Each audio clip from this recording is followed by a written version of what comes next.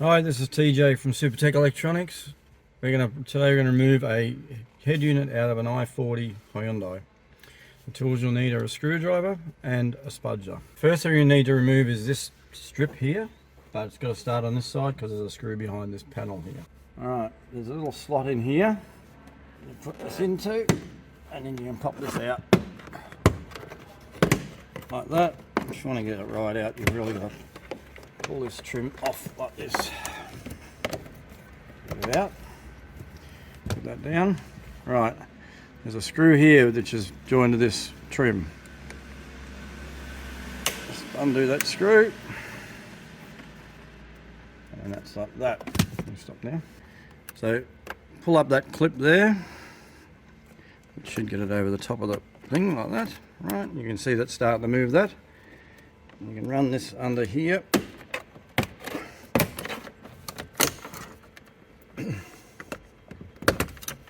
So you continue across here, which also includes the start button.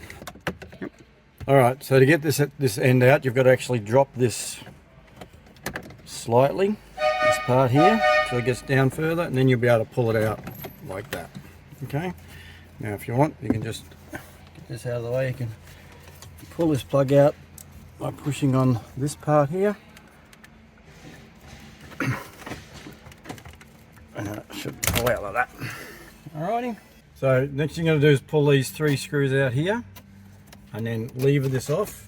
That is fairly hard a bit, but you just pull it out like that so it comes off. And then what you've got is you got two connectors and this air vent here, and then that gets that out. Alright, and then you've basically got four screws that hold the unit in. Okay, once you pull the four screws out, just pull the unit forward. You'll find there's a number of connectors behind you. Just push down on the tabs and pull.